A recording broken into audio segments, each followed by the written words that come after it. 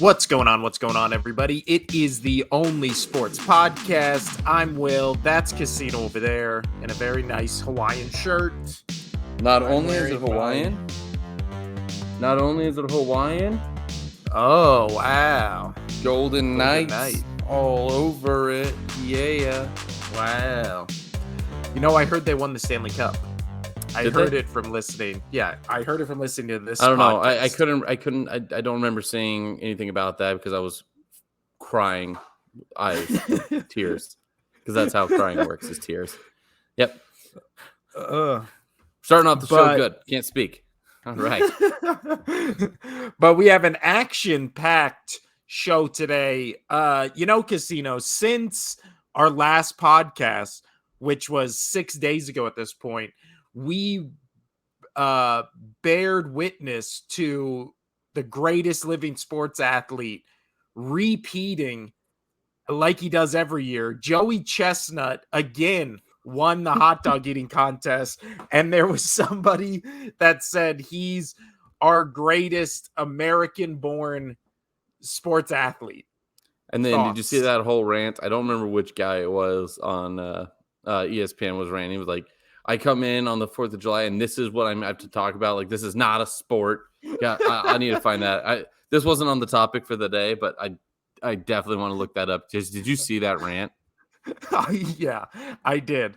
He downed 62 hot dogs, and then he had a quote as of a day ago that said, since the contest, he's been terrorizing some toilets after the hot dog eating contest. I don't think there's anything I hate watching more that I watch every year than the hot dog eating contest. It fucking grosses me out. Dude, it's not the eating hot dogs or how they do it. It's the dipping the buns in water and then just shoving a piece of soaked bread in your mouth is gross. Maybe it's like the chewing on cotton balls thing. It just like, ugh. I've never chewed on cotton balls. I don't know what reference like the is. Texture of it. Ugh. No, fair. Sure. I mean, I can imagine. But we have to, Casino, and we did talk about this beforehand. Do you have any cotton balls? No, not in my mouth. No. But we do. We have to talk about the biggest sports story in the world. Joey Chestnut is second.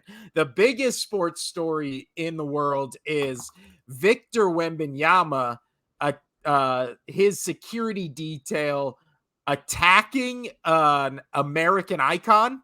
Speaking of our greatest living athlete, maybe our greatest living American icon, a superstar, one Brittney Spears.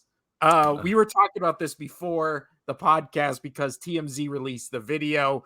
You said it didn't look like that hard of a hit. I said it looked like she got bitch slapped. So, well, okay.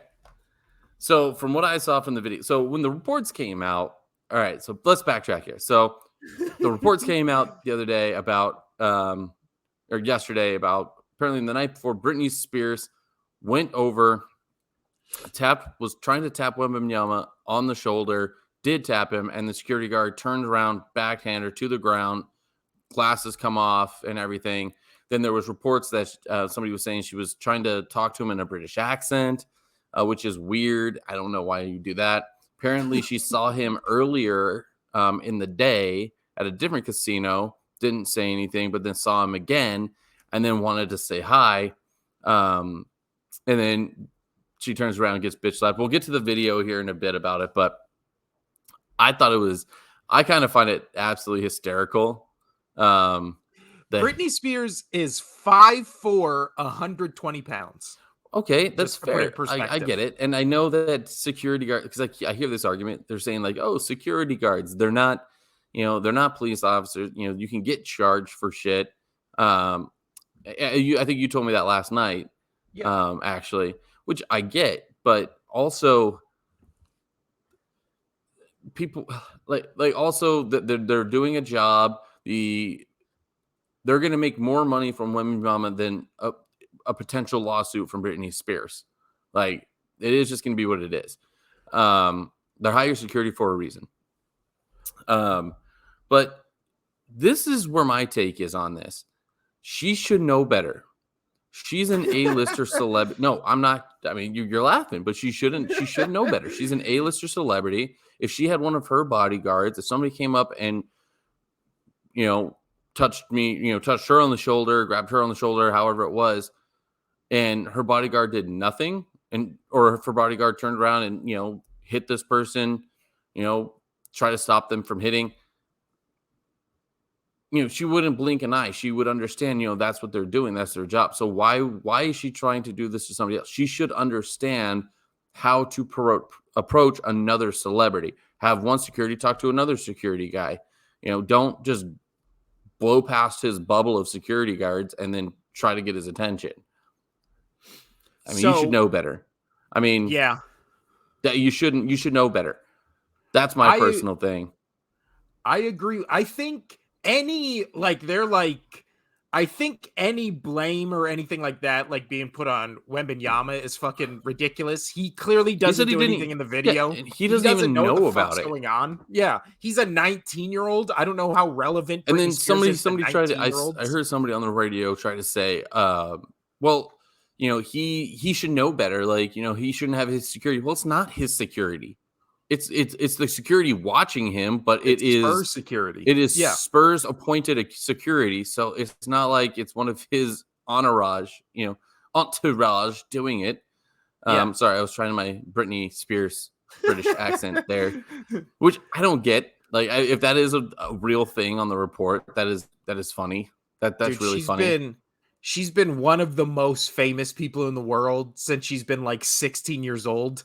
If she didn't have weird shit she did, everybody would be like, that's even weirder. Like, to me, what's funny, just though, is her having a British accent. Right, but why? I mean, if she's a British accent, she's trying to go up to, a Frenchman. Why not actually choose a French accent? But no, so like looking at the video that you just sent me, because it literally just released as we started this show, it looks like he's just like trying to. He does make pretty good contact, but it doesn't look like he turned around and like bitch slapped her across the face. That's what it sounded like. People were trying to say it came out. That's what it was. I don't see that. What it looks like to me is he saw somebody grab his shoulder, Wembanyama's shoulder, right? Touch his shoulder. And the dude just went like this. And it looked like he was smacking, because it makes contact with the hand first. He swipes and hits the hand. But in the process of hitting the hand away, he continues through that, and that's when he hits her in the face. But see, this is also. I mean, it looked like it hurt. You're saying, that was a heavy hit for a big man to hit a little woman. I mean, true, that is true.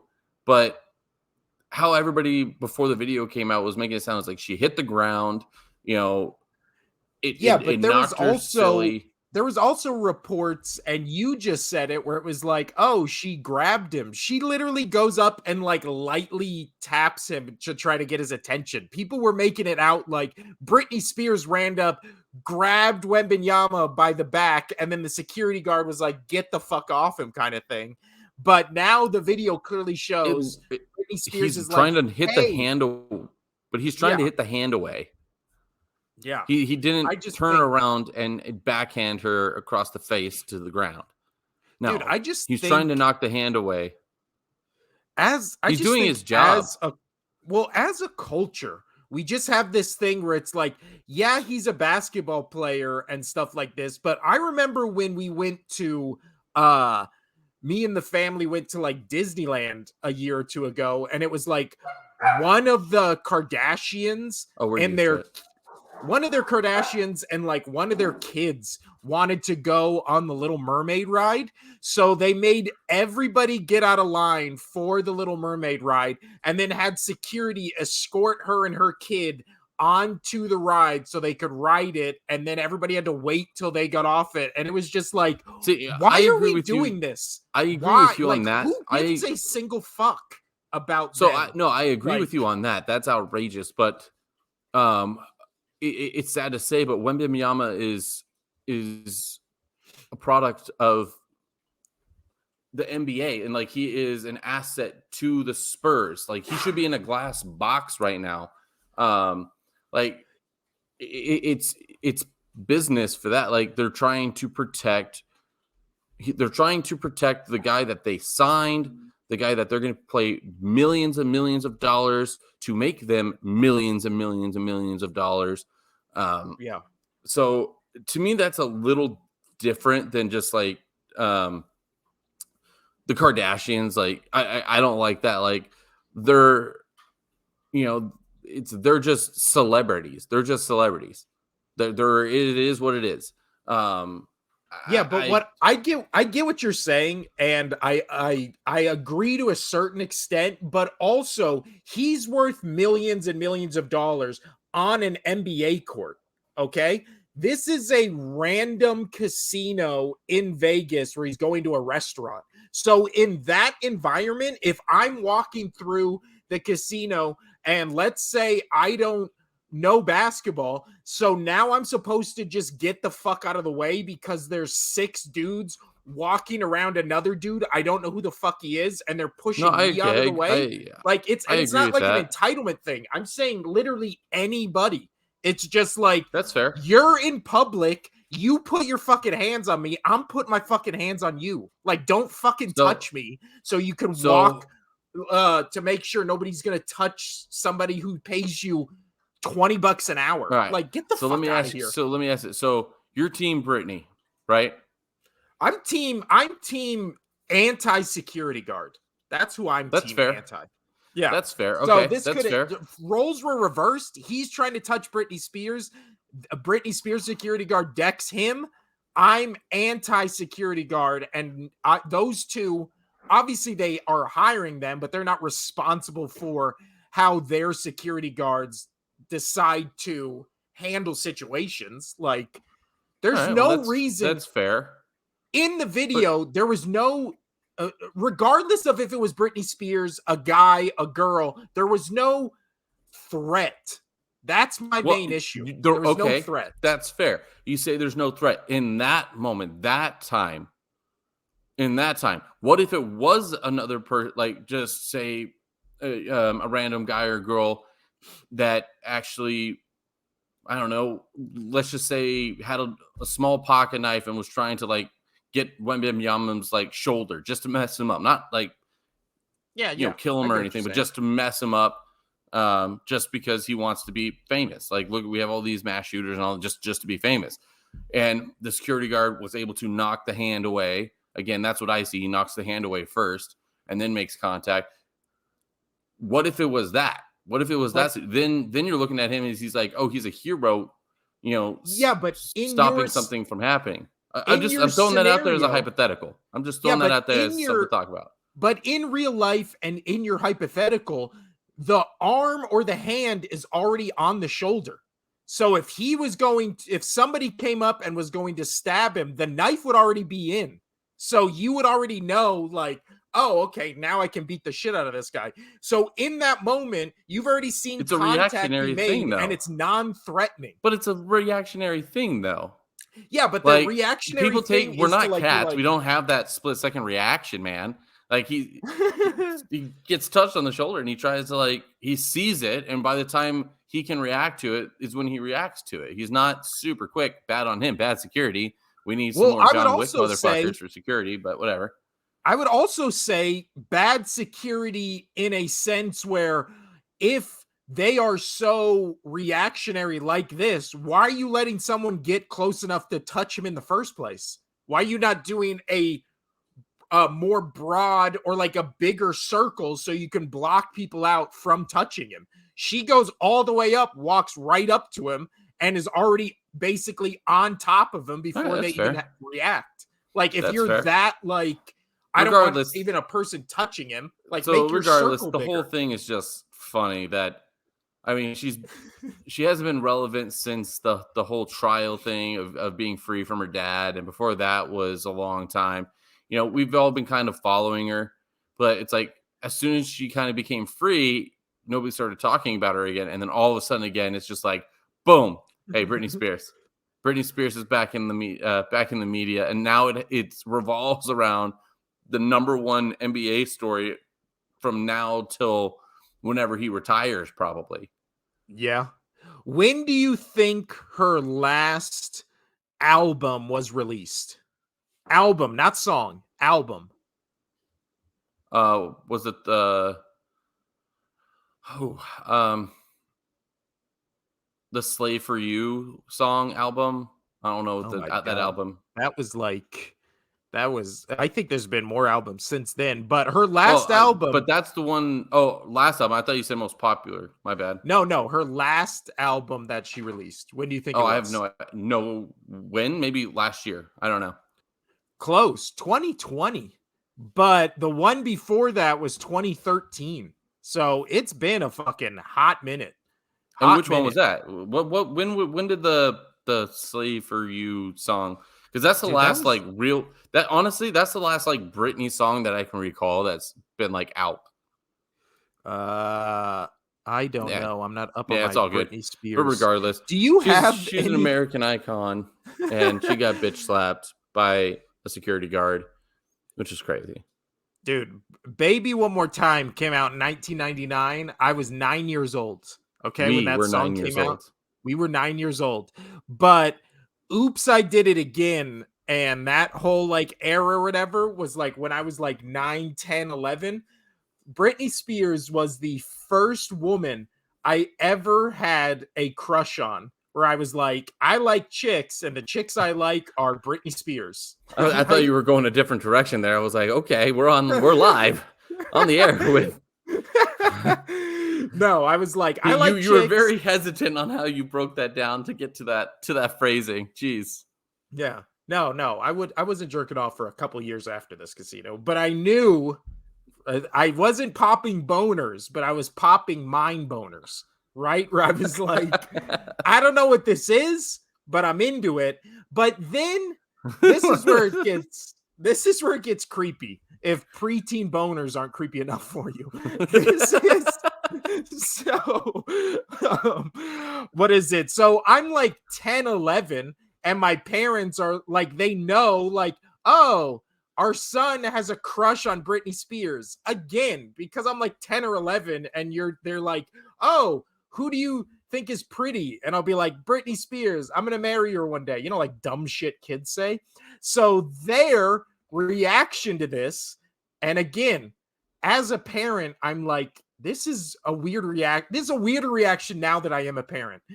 For Christmas that year, they get me like Britney Spears poster, which I'm like, okay, like that's weird. Why would I hang that up in my room? Because I'm like 10 years old, so I'm like still into Pokemon. Yeah. I had one. I think my older brother had like maybe 2 Britney Spears, like a Christina Aguilera, and like an NSYNC or Backstreet Boys. Oh, we were a Backstreet Boys family. That was my first concert, by the way. It was Backstreet Boys. It's great. You know what? Ironically, my first concert would have been Britney Spears NSYNC at MGM Grand, because obviously we're in Vegas. But I turned it down, and me and my dad went to go see Pokemon the first movie in theaters instead. That's a great movie. I mean, it's pretty good. With Mew and Mewtwo, that's a great movie. But they get me the Britney Spears poster, which fine, right? Guys have posters of hot chicks in their room all the time, whatever. But then they got me Britney Spears autobiography, which again, she was like 19, so and you're 9. I never read it.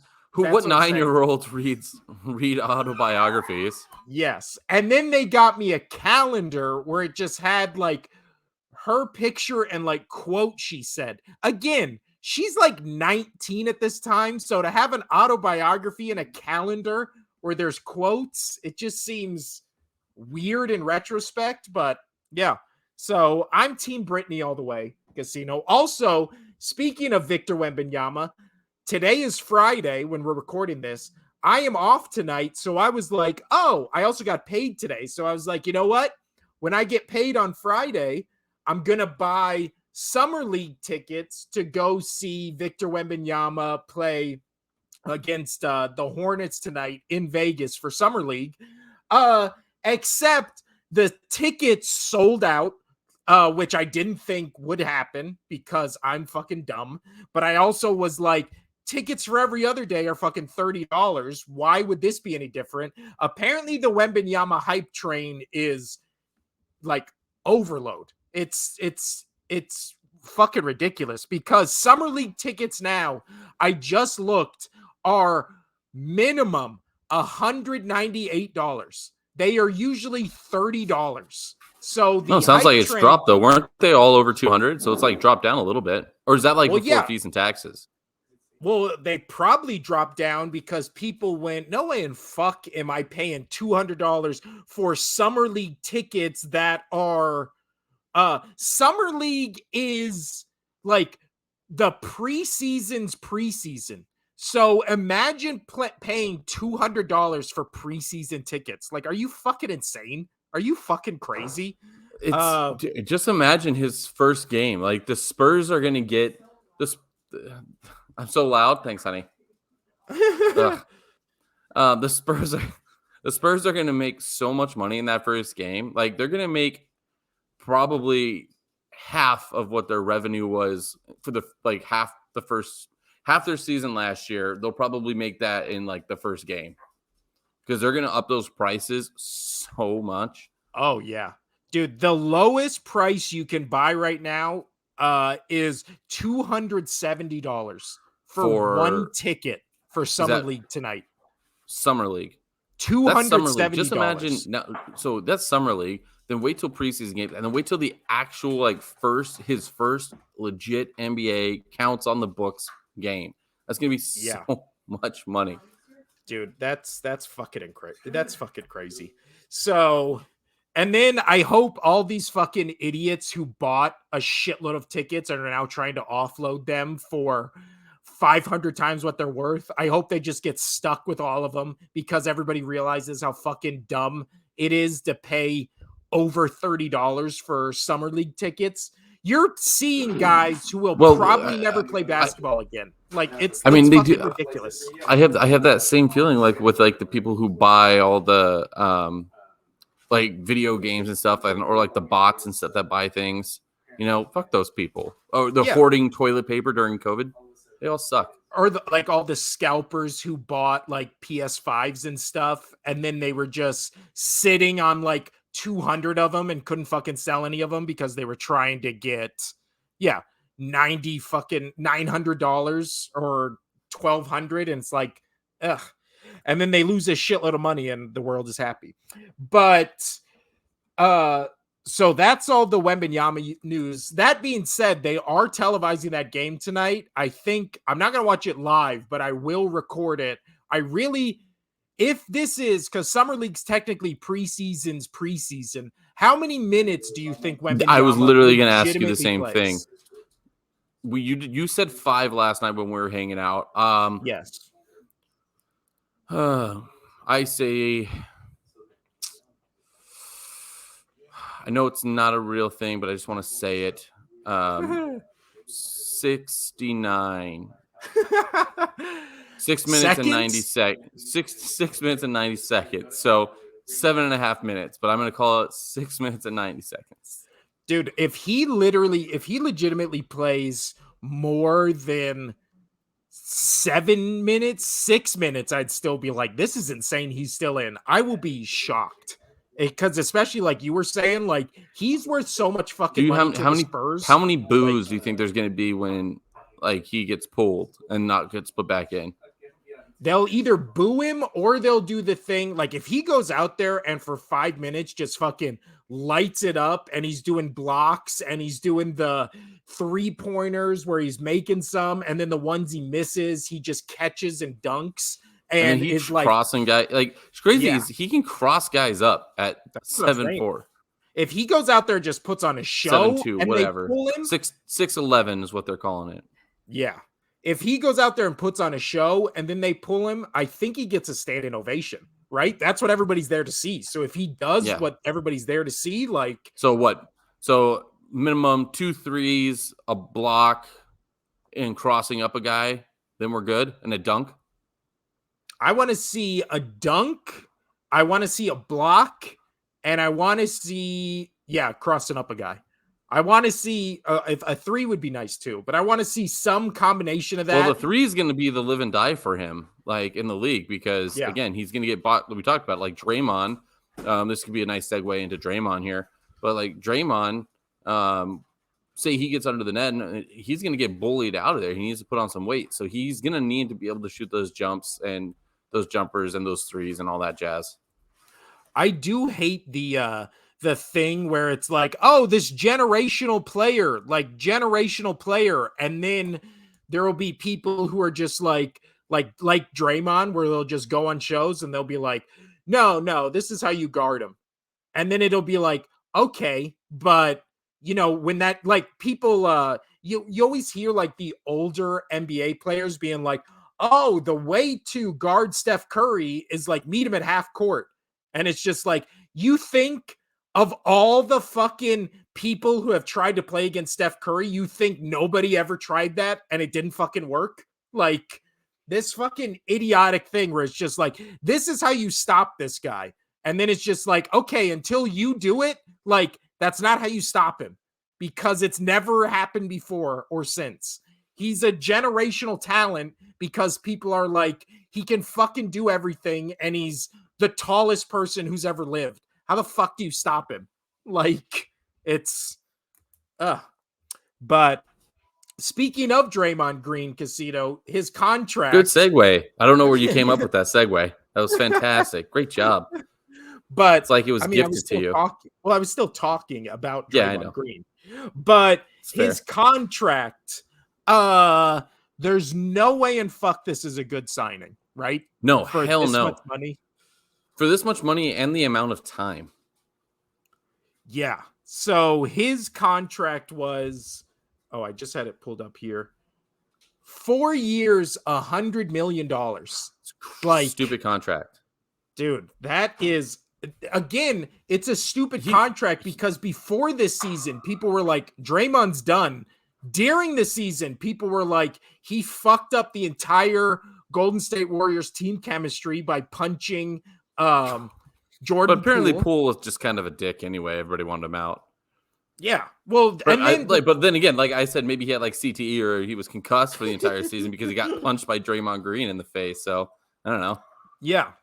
But Draymond Green, he's going to be going into his 12th season. He's going to be 33 years old, 34 years old during next NBA season. That's fairly young, and like he could still perform well, but we've seen it's not like he just had one bad year. He's had a drop off the past couple years. Like I would even argue the year that the Warriors won, not great. He was good. Like he helped the team. But that was a Steph Curry championship. That wasn't like, hey, Draymond came out, played great defense, was a bully, and did like about a third of the work out there. No, I would say he maybe did like a sixth of the work or seventh. He was important, but not where he couldn't have been replaced by somebody.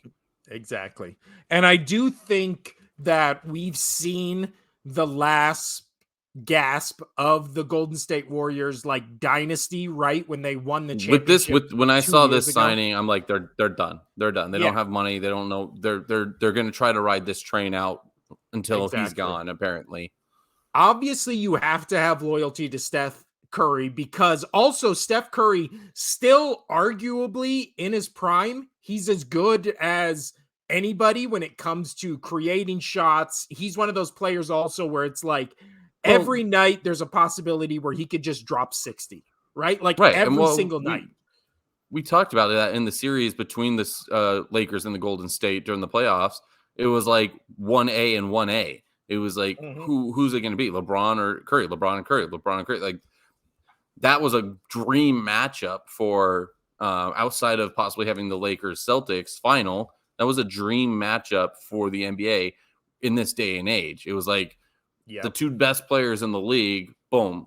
Obviously Joker, but but like the biggest, best names. Yeah, but also the biggest talked about names, though. I would definitely say that.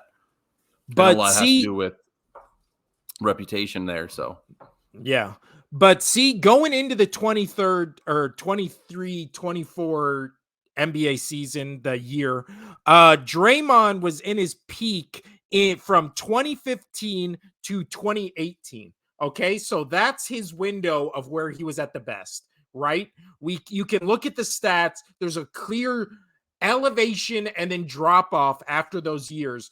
We see that Golden State is kind of, and we saw this in the playoffs, like you were talking about, Casino, where they are most efficient offensively when the offense is moving through Draymond, right? Because he sets the pick and rolls, he gets the attention in the middle, he's able to dish it out to the sides, and he's still one of a top 5 defender in the league. But where he becomes a liability is he's not a scorer. Klay Thompson has fallen off when it comes to scoring. And then Steph Curry, yeah, he can put up 60 every night, but there's also going to be some nights where his threes just are not fucking going in. So now you're paying Draymond like a top 3 guy when, as you just said, most of the time last year, he was the 6th best player on Golden State, and then he kind of reemerged in the playoffs. But there was a long time in that stretch during the season where he's a bit streaky now. Yeah. And it's streaky in terms of like plays good defense. He's still not a scorer. He's never really been a scorer. So no, he's that 1980s Detroit Pistons kind of style where it's, the bully ball where, hey, if you want to score, you got to go through me, or hey, you want this ball out of my hands, come and get it, bitch, kind of thing. Like, to me, I like that though. Like, I don't like Draymond all that much, but I appreciate some of his style of play because it falls back to that old style of basketball before everything was, like LaFlop and, all that stuff. Yeah. So exactly. Also, and you know what? That's a great, look at me just throwing segues out there. We could talk about the new rules they're implementing in Summer League. Have you heard about those? Oh, I saw that.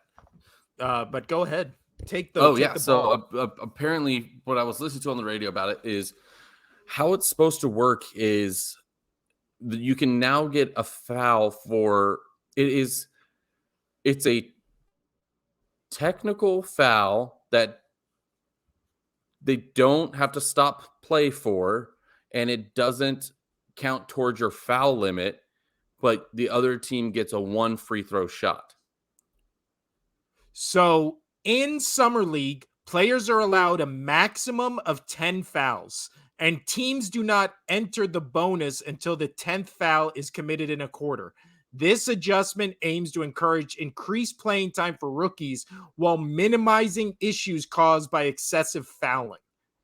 So no, but that's not about the flop portion of it. Well, it ties into the flop thing because a flopping rule and a coach's challenge rule that permits coaches to challenge a second call if their initial challenge is successful. So basically they're saying you get 10 fouls, right? So that is, most people save them till the end of the game, or when you get them when a foul is called against you, blah, blah, blah, blah, blah, right? So you get 10 fouls, but now a flopping can be an issued foul to the player that flopped, and then the ref can be challenged by the coach to say that was not a foul. So all of that ties into basically, like you're saying, it's basically the NBA's kind of workaround to try to get rid of flopping. And not only that, but to try to get rid of the LeBron James, the James Harden flopping, where it's like egregious, and just doing it like nonstop to just get free throws. So three more basketball plays have gone back and forth on the court, and they're still arguing with the refs and crying, still doing the. I think that should also be a rule that should be implemented. That should be, to me, just a straight tech. Yeah, like the art, like the don't argue with the ref. Well, it should be the thing where it's kind of like in other sports where they kind of give you like warnings. Just being like, okay, like, now it's you got one. That's a good idea. Now it's, but it's like, also maybe they should have an appointed, like other sports, like hockey does it, soccer does it, an appointed captain that's the person that can go up to the ref and discuss a situation. Yeah. That's a good fucking idea. But it shouldn't be LeBron James. Dude, even do what they do in soccer with like yellow, green, red cards or whatever. Literally be like, we're gonna give stoplights. Yeah, we're gonna give you a fucking yellow, and that means like you're being warned. We're gonna give you a green an orange. That means like the next time you do this, you're teed up. And then all of a sudden it's like, oh, this guy's getting a fucking red because he won't stop fucking arguing about the refs over bullshit. Like, I just think that I think this has a really good, hopefully this works and is enforced in Summer League, so then it carries over into the NBA season. Because I'll tell you what, I don't know how much we've talked about it on this podcast, but I fucking love the pitch clock in MLB. I think it's a great fucking addition. I really fucking like it. No, I totally agree. I do think it's a great addition. What were we saying? Sorry, the wife was commenting. I'm sorry. I'll say I don't. What was the great addition? I'll get on that. No, I was saying the great addition that this could be is like in the NBA, it could be used to speed up the game. So after every foul call, right. There's not somebody bitching to the ref.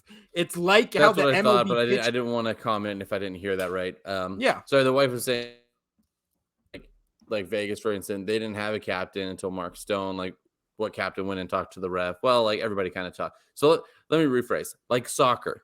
But a lot of times in hockey, they do let the captain just go talk. But that's anybody can talk to the ref. That's legitimately a good idea. But soccer, it is the one where if you are wearing the band, the refs will talk to you. They won't acknowledge anybody else. So yeah, just the wife make it caught like me on my bluff of saying that hockey does it too. She wins, fine, good for you.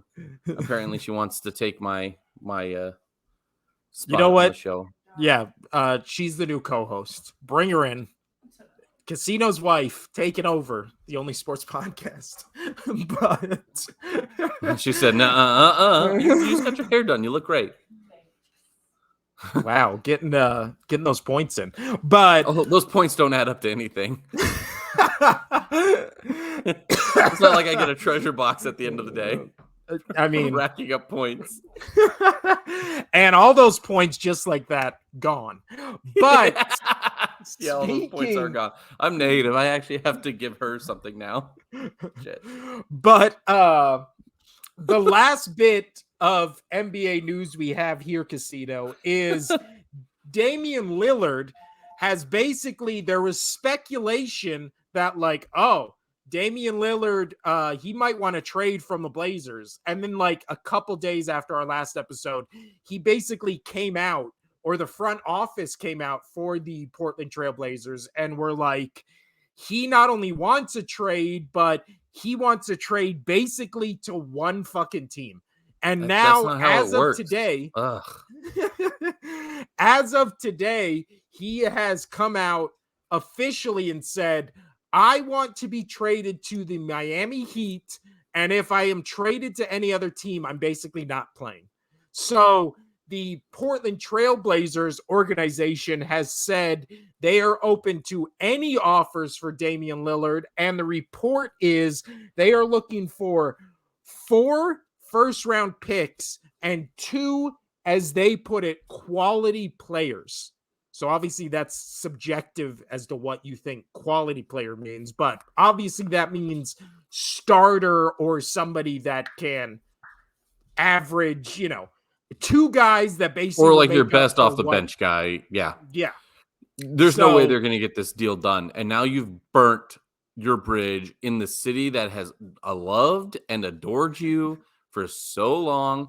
But also, if you do say he does go to the Heat, or like say, I know the Sixers might be, would you want him over there? Let me ask you that. Oh, yeah. I would take him for James Harden. straight All up. right. So, see, cool. That's great. And so, but here's the thing: like going out of Portland and then going to a Heat, which is not a massive. We've talked about it going, it going when they were going to the finals and Denver going to the finals. It's not the biggest NBA market, but it's pretty good. But then you go like to like the 76ers. You go to a different city where the fans are going to be, even if it's not a big club, big franchise, but the fans are into it. You are going to be under a goddamn microscope, and you will have to perform. Yeah. I'm not saying that he won't, but he's digging a hole, like, because if you do stay in Portland, you are no longer loved. It's Well, going I to be a wouldn't say big that. issue. I don't think he I would. don't I don't know. think it would be. I don't think he would be unloved, but it would also be the thing Okay, of. maybe not by the fans, but by the organization for Oh, sure. okay. I agree with that. Yeah. But Keep I'm going. sure some of the fans would be like, he doesn't want to be here. Like, screw him. Yeah, I don't know. Yeah. So the report, and this is by Bleacher Report, the report is that Damian Lillard just wouldn't report if he's traded to a team that isn't the Heat. Uh What's so special about the Heat? Does he just want to go down to the Florida clubs and shit? I Wants to play don't with Butler? see that's the thing. It's Like, like what's so appealing? Like, oh no, like, what's going on with Florida? Why does it have to be Florida? that is a good What's question, up? and because it feels You like said he just wants to go to a contender, and then obviously if you're the Portland Trailblazers, you want to send him to the East, right? Because you don't want him coming back to haunt you in the West. But in the East, I mean, why wouldn't he say, I want to go to the Bucks, the Heat, the Sixers, the Celtics, just go down the standings and be like the top 5 teams that finished in the Eastern Conference are who I want to play for. So you throw the Heat in there. You say Heat, Sixers, Celtics, Bucks, and another random team that was like higher in the standings. But to just be like, I want to go to this one team or else I'm not playing, I don't think has the leverage he thinks it does, because then Portland can just be like, you're under contract here for 3 more years. We're not getting anything from the Heat that we want. Like, they already said they don't want Tyler Hero. He was basically what the Miami Heat were offering, along with like picks and bench guys. So that you already made your play if you're the Heat. And Damian Lillard didn't help by being like, I only want to go to you. And that meant the Heat were like, oh, then we can lowball the Trailblazers. But the Trailblazers were like, why would oh, we? that hurt. That when he said that definitely hurt the trade. Yeah. He should have just said, I want to go to a contender. And then the Trailblazers could have been out and been like, well, that contender has to be in the East. And then you just meet in the middle. Like, I just have never, and we talked about this on this show and off this show, and we disagree slightly, but not really that much, where it's like the players have all the control in the NBA. I hate it. I hate I it. know you hate it. I don't hate it as much, but I do think it's bad for, I don't know if it's bad for the league, because then you get like fans who are fans of players instead of fans of teams. Like, obviously there's Well, people who are just a fan of LeBron, to right? me, So I wherever think it is LeBron bad for goes. the league. And here's like we talked about it. Heat Denver. Like I think it's bad for the league because you're loading up super teams, and then the Hornets, like people forget they're a team. The Magic, people forget they're a team. Like they're never talked about because those organizations don't have the money or the capital to go out and buy or request or like have these players like I want to go play for this team and build a super team at this spot. And it's just not fun. It's the same teams over and over Yeah. again. Like you could get rid of pretty much, I would say, a good third of the league and nobody would notice. Yeah. I mean, that's true. And it's also, It needs to be a little interestingly, spread out more. That's one thing. And with football, slightly, the cap just keeps going up and up. But yeah. the cap keeps going up and up. But like hockey, there was a hard finally there's going to get some movement. It's going to go up $4 million, I think, next year, or going into this next year. But there was that hard cap for like 5 years, and people couldn't afford all the players. So it made hockey very interesting because you have honestly 10 contenders for the cup, and it made it interesting to watch. Well, the NBA, to me, I think I've discussed this. That's why I have trouble watching the NBA, and I like college basketball more. Is the NBA? I know who's good. I know who's going to win almost every single year because everything is super front loaded, and I know what's going to happen. College, everybody's still almost on an even playing field, and it's more exciting to me. Well, the NBA did make moves to address this with their new salary cap restructuring thing, where now you can basically only give two max contracts to 2 players instead of 3. So that avoids the whole super That'll team help thing. for sure. Well, also the super, and we talked about this when the Nuggets won, the super team building, just get 3 big stars together, has not worked. That what's worked is 2 big stars and then a bunch of utility guys. And then that's where you get the Lakers. That's where you get the Bucks. That's where you get the Nuggets. That's where you get the Warriors. So the NBA is definitely shifting to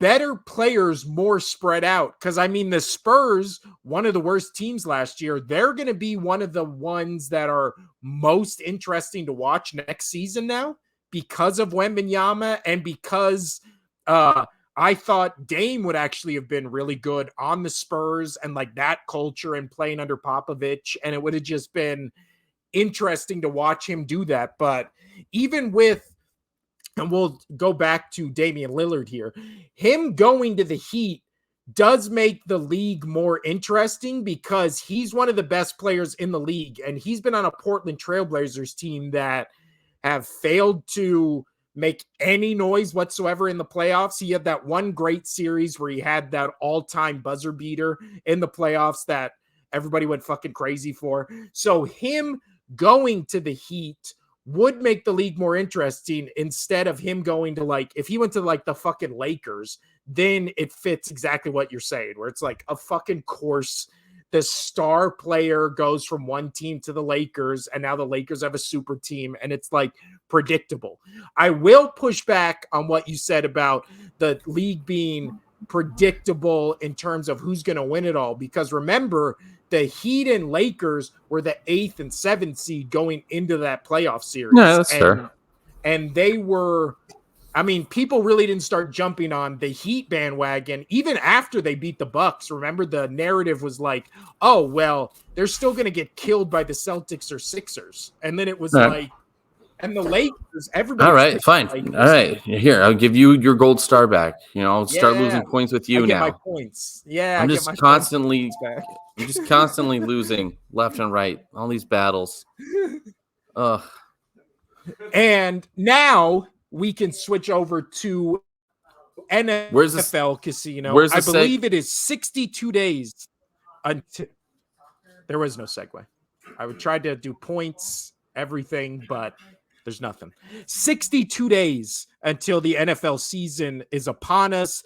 I messaged you this. Now you didn't respond to it. So now I want your live feed on, or your live commitment to it on the podcast. I think we're in July. Obviously, we just started. I think in August, we should go back to 2 episodes a week. And then each episode, we should do this week, we're going to break down the NFC North and the AFC North. And then so NFC North on first episode, AFC North on second episode. And then we just do that for the whole season and then wrap it up with a big NFL. I like preview. That. I do like that a lot, actually.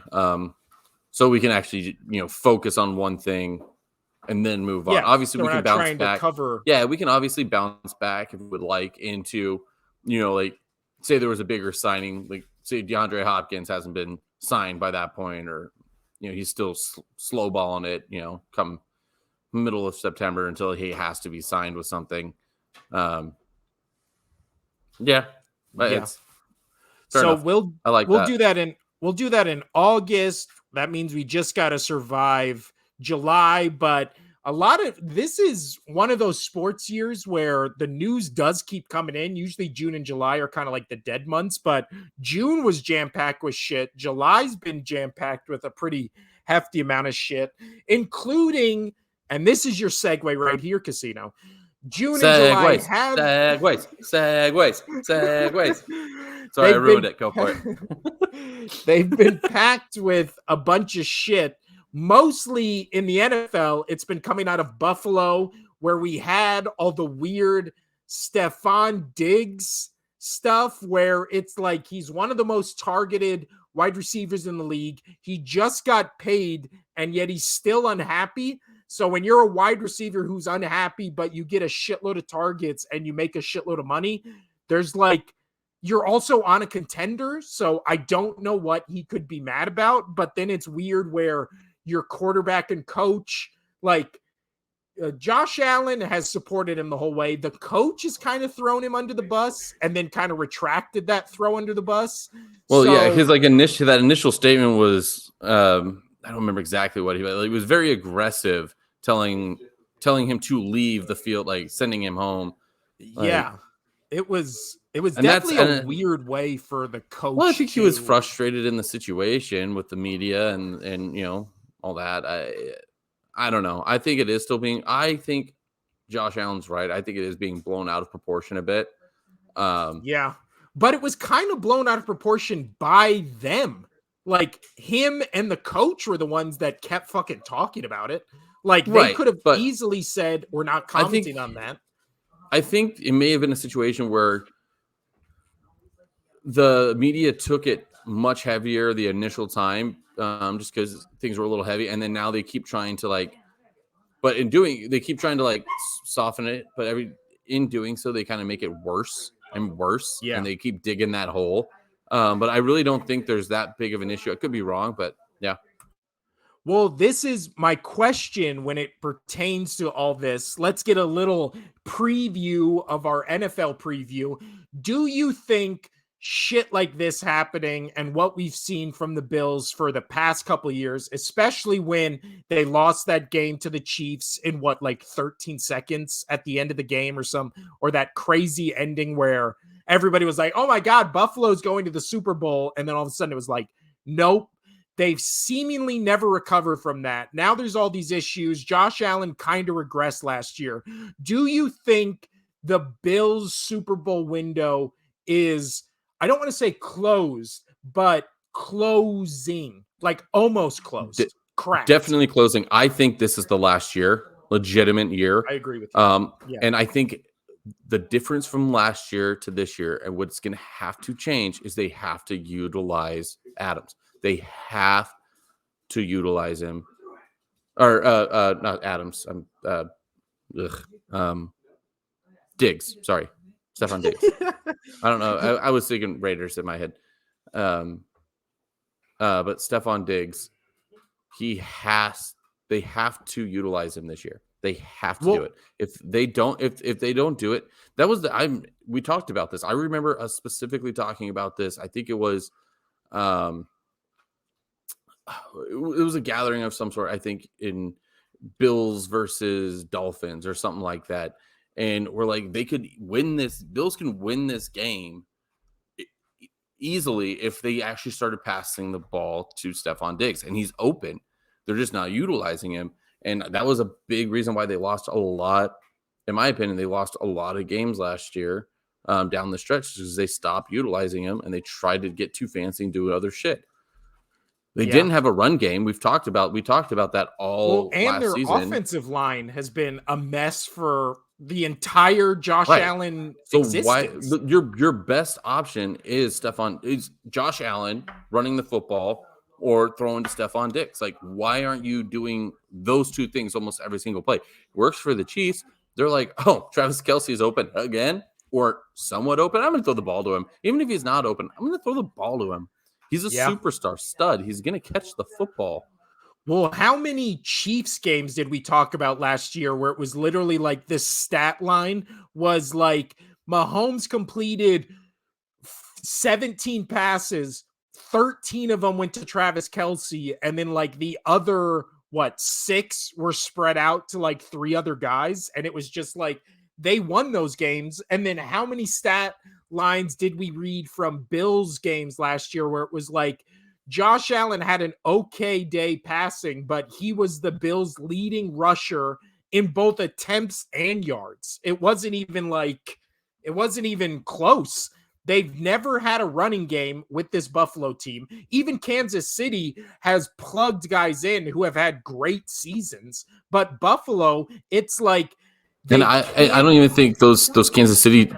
I don't even think those Kansas City running backs were amazing, but they're still expecting they're expecting Mahomes to throw the football. That it's that you can't have a great running game without a good passing game. You can't have a good passing game without a good running game. You have to be a complete team. And I think they're lacking in that. Yeah. And then like you're saying with the Bills, it's like their defense is great. They're getting Von Miller back. And then it's like their offense is Stephon Diggs. They drafted the tight end. So their passing attack, by all standards, they got Gabe Davis, who is a good number 2. By all metrics, they should be a great football team. But then it becomes like all this off-season bullshit. What happens with Diggs during the season? And then can Josh Allen get back to what he was? And even last year, he was still one would good, say they're digging for content. I don't know. I'm sorry. You're going segue happy. But last question on this, and then we can move on. And this will be a good segue. Who, if you had to put money on it, Casino, who is a bigger threat to the Chiefs repeating in the AFC right now at this moment, Bills or Bengals? Bengals, because that's the segue. Yeah. That is the segue. But we will sorry for yelling, everybody. We will dive more deeply and fully and nudely into the NFL in about a month when we start breaking down division by division, conference by conference, and really deep diving into it. And also, Casino, we are only 2 months away from the 1-year anniversary of us starting this podcast. That's fucking crazy. We started this podcast last year in September. It's almost been a year. That's fucking crazy. What are we going to do? Something special? First fully nude episode. First. So we're at the we're at the partially. Yeah. Dude, there was a side note. There was this guy yesterday who came into my work when I was at the bar. He asked me where the bathroom was, wearing a button shirt. I'm not even joking. Let's say there is 6 buttons. He had all the buttons down to except the last one he had, and it was just fully down right here in the middle, but it was like a tight shirt, obviously, because if you're going to unbutton it, you're going to be a guy who's wearing a too tight button shirt. So he had, of the 5 buttons, he had it all the way down, and then just like the 2 bottom buttons, and it was like, what? Again, I work at a fancy how much hair did he have? How much hair was popped out? Completely hairless. Oh, wow. Completely hairless. He was, what is it? He was a good-looking guy. I'll give him so that. Body shots off of him? What we're saying? Prime candidate? Some off him? Yes. But, so prime candidate. Got it. All right. Yeah. But again, it's like... Apparently, we hung out a little too late. I should have came by earlier. Hey. That's why I was drunk when you saw me. And and my shirt was unbuttoned. At 3 a.m. in the morning. But speaking of the Bengals, Casino. What a segue. This Shocker. was Corey. This is just be a little fun story here. Corey Dillon upset that he is not in the Bengals Ring of Honor. He said it's damn near criminal. Should he be in the Ring of Honor? I mean, he's had a lot of good seasons. He's broke a lot of records for them. I think so. I mean, I don't like this crying, calling out, I should be this, I should be this. because he loses me when he says I should be a Hall of Fame guy.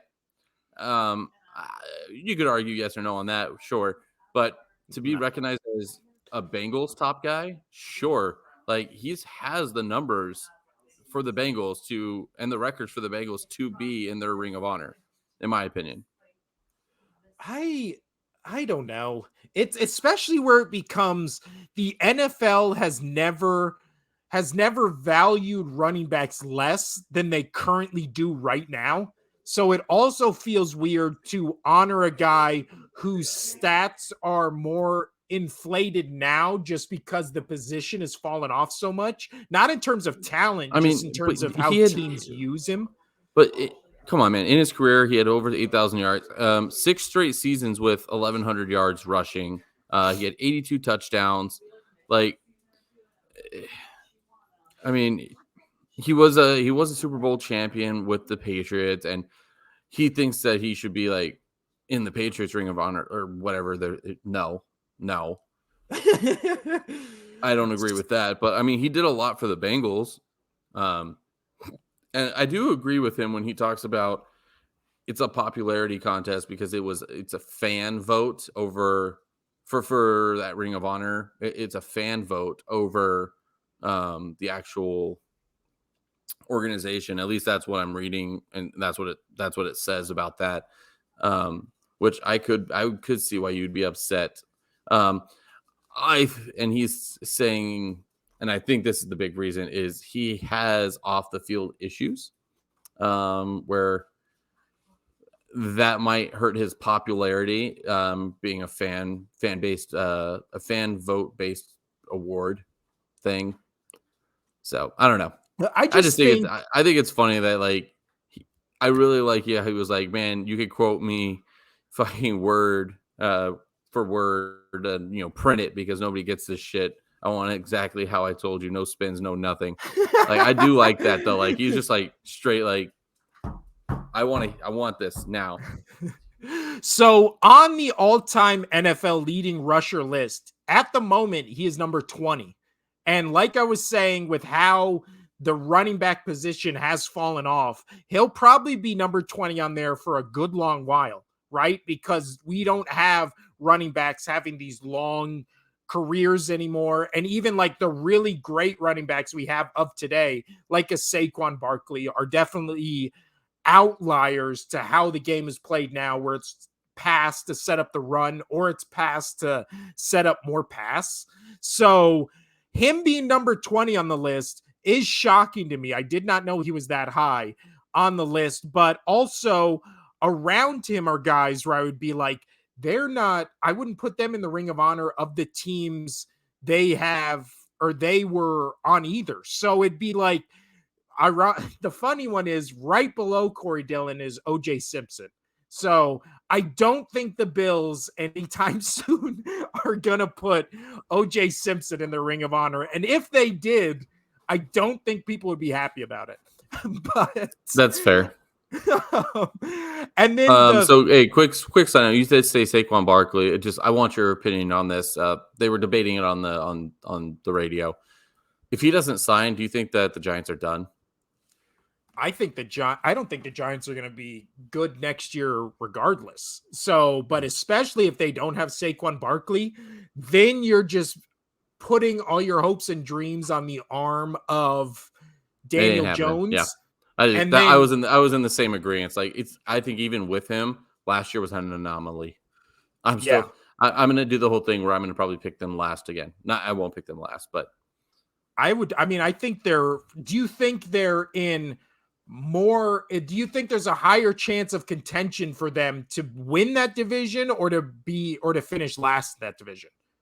Oh, finish last. I think it's got to be last, right? Like I think the Commanders have a better shot of being They've better gotten than better. the Giants. They've gotten better. The Eagles are the great, and then Dallas is Dallas. They figure out their quarterback situation.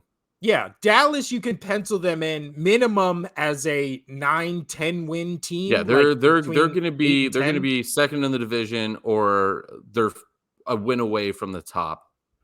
Yeah, and it might be a flip thing, and whether that's Washington or that's the Eagles, who's to say? But yeah, no, that was just one I thought about. So I don't really have too. Oh, you want to talk about the whole Andy Reid, Belichick thing, right? I mean, we don't really have to dive into that, but it was just much like you just said, it was a conversation on sports talk media channels because Michael Vick came out and was like, I think the conversation Oh, of Vicky Andy Vick. Reid, excuse me. I think the conversation of Andy Reid as the greatest head coach ever is one that can be had, is basically, that wasn't a direct quote, but basically what he said. So, as a person who has the greatest all-time coach as the coach of their team, do you think it is a competition between Andy Reid and Bill Belichick? No, not yet. Not yet. If again, this kind of goes the same thing with Mahomes Brady thing. If if Mahomes can break all of Brady's records, or at least over half, and he has almost the amount of same Super Bowls, like say if he gets to 5 or 6, and he doesn't even catch the 7, but he's around there, and it's Andy Reid and Mahomes, and they just keep dominating, and they just dominate. Then you can argue that. Then you can argue that he's a great coach. I mean, but you still have to do the time. You still have. I mean, Belichick is 71 years old. Yeah, Belichick is 71 years old, and I mean, it's sad that I know that off the top of my head, but whatever. Belichick is 71 years old, and there's no stopping. He's only like I think it's 38 wins. I think it's 38 wins away from the most wins in the regular season in NFL history. Like yeah, he is that close. He's I think literally, it's 38. he's 16 wins away. No, it's less So than that. I Or no, don't it's think more so. than that. I think it's 38. I don't think it's that many. Well, I thought people could said he could get it within 2 years. Here, keep talking. no, I thought it was 4 years where he had to win at like 10 games in each year. So would he stick around longer? But It regardless, like continue. so the record is 328. He has 298. 298. Oh, so you're right. He is 30. I thought it was much less than that. But yeah, No. 30 games. So he wins 10 games the next 3 seasons. He gets it. Yeah. But So yeah, I think so. 31 has to do it. There it is. Yeah, 31 gets him over the edge, something like that. He's close. Regardless, he's close, and I don't see him retiring anytime soon. There's people are saying, would the Crafts ever fire him if he doesn't get to the playoffs again this year? No, because your team kind of went everywhere after Brady left, and you're only relevant because your defense was still good. You don't have a franchise quarterback. You were able to make the playoffs one of the 3 years. Or no, did they make the playoffs? No, I don't think they've made the playoffs. no, Yeah, I don't remember think they they were have. like 1 win away from making So it. I mean, but they've been that every year, and in a pretty good AFC like side of football. I think that's great that they're competing with still trying to figure out a quarterback situation. So I mean, the fact that Belichick has them almost in the playoffs with only a defense and no offense, like that's impressive. To me, that's impressive. So here is the argument that can be made that Andy Reid is a better is a better coach than Bill Belichick. Better Because offensive coach, not well, defensive. I think there's also the distinction of Andy Reid being the best offensive coach ever and Bill Belichick being the best defensive coach ever. That's But in fair. terms of just overall coaching, I saw this one because I knew we were going to talk about this. I saw this stat on Twitter. It was in 10 coaching seasons where Bill Belichick has been a head coach without Brady. He has a 79-88 record.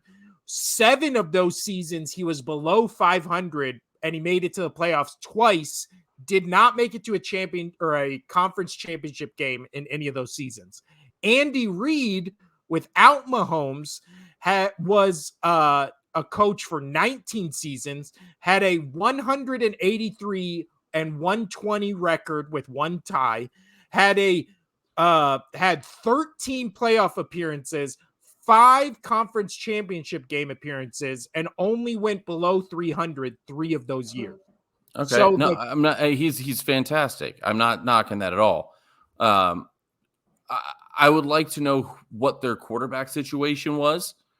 Well, it was Donovan McNabb. It was Michael Vick. It was Jeff Garcia.